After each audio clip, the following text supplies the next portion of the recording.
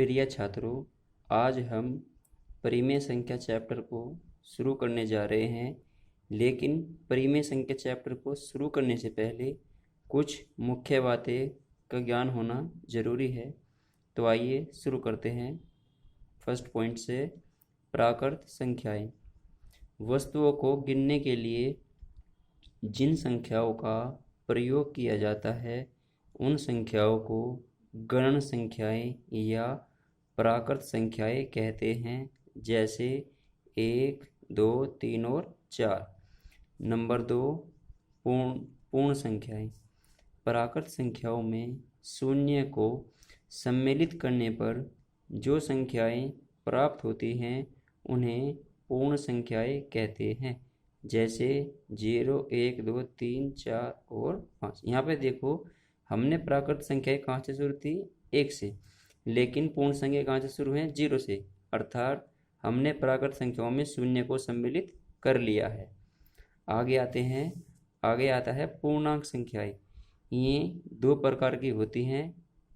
First होती है धनात्मक पूर्णांक और दूसरी होती है ऋणात्मक पूर्णांक।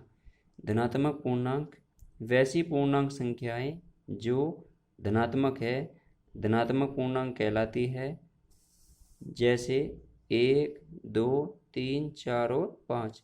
अर्थात धनात्मक का अर्थ हुआ इनके आगे प्लस का चिन्ह होता है, जो कि अभी यहाँ पे फिलहाल छिपा हुआ है।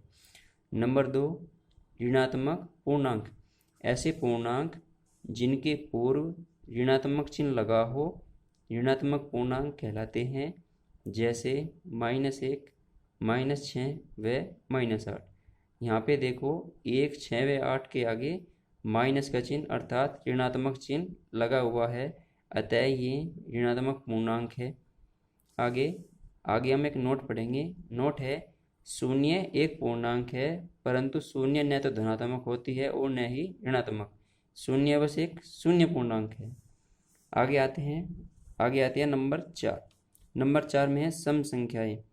वे संख्याएं जो 2 से पूर्णतया विभाजित हो जाती हैं उन्हें सम संख्याएं कहते हैं। अर्थात वे संख्याएं जो 2 से पूरी तरह कट जाएं या विभाजित हो जाएं वे सम संख्याएं कहलाती हैं, जैसे 2, 4, 6, 8 और 10। इन सभी को 2 से विभाजित करने पर 1, 2, 3, 4 और 5 भागफल आता है।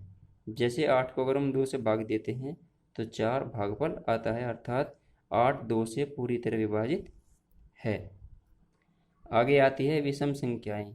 वे संख्याएं जो 2 से पूर्णतः विभाजित नहीं होती, अर्थात शेषफल कुछ न कुछ शेषफल बच जाता है, उन्हें विषम संख्याएं कहते हैं, जैसे 3, 7, 11 व 19। यहाँ पे अगर हम 11 को 2 से भाग देते हैं तो एक शेषफल बचता है, अर्थात यह एक विषम संख्या है जो 2 से विभाजित होने पर शेषफल दे रही है। जैसे देखो, अगर हम यहाँ पर 19 को भाग देते हैं तो 2 का पहाड़ा 19 पर 2 निम 18 और यहाँ पर शेषफल बच जाता है 1। अर्थात 19 जो है एक सम संख्या नहीं है, 19 एक विषम संख्या है। आगे आती है भाज्य संख्याएं।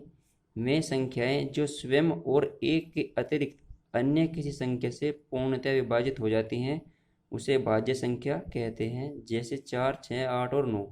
यहाँ पे देखो 4 जो है स्वयं से विभाजित हो जाता है और 1 से भी व 2 से भी। 4 जो है खुद से भी विभाजित होता है और 2 से भी और 1 से भी। इसी प्रकार 8 जो है 2 से विभाजित होता है, 4 से भी, 1 से भी और 8 से भी। अर्थात 8 एक भाज्य संख्या है जो 2 से भी विभाजित हो जाती है। अर्थात भाज्य संख्याएं वे संख्याएं हैं जो स्वयं और 1 के अतिरिक्त अन्य किसी संख्या से भी पूर्णतः विभाजित हो जाती हैं, उन्हें क्या कहते हैं? उन्हें कहते हैं भाज्य संख्या। अभाज्य संख्याएं वे संख्याएं जो स्वयं और 1 के अतिरिक्त अन्य किसी संख्या से पूर्णतः विभाजित न हो, अभाज्य संख्या कहलाती हैं, जैसे 2, 3, 7, 11, 13 व 17। यहाँ पे देखो जो 13 है वो स्वयं से विभाजित होता है और 1 से भी, लेकिन वह स्वयं और 1 के अतिरिक्त अन्य किसी भी संख्या से विभाजित नहीं होता, अर्थात 13 एक अभाज्य संख्या है। यहाँ पे नोट देखेंगे कि जो संख्या 1 है वो एक विशेष संख्या है जो न तो अभाज्य है और न ही भाज्य संख्या है। अपरिमेय संख्या में संख्याएं जिन्हें p बटे क्यों के रूप में ना लिखा जा सके अपरिमेय संख्या कहलाती हैं। जहाँ p और क्यों दोनों पूर्णांक हैं लेकिन क्यों कभी शून्य नहीं हो सकता। जैसे उदाहरण देखेंगे, इसके उदाहरण है √7 √5 2 + √2 है पाई। ठीक है, तो आपसे उम्मीद यही है कि आप इस वीडियो को शुरू से लेके लास्ट तक 1-2 बार देखें और इन चीज़ों को नोट करें और याद करें, क्योंकि आप अगर इन्हें अच्छे से याद करेंगे तभी आप अपने चैप्टर को, अपने अध्याय को अच्छे से पढ़ सकेंगे। धन्यवाद।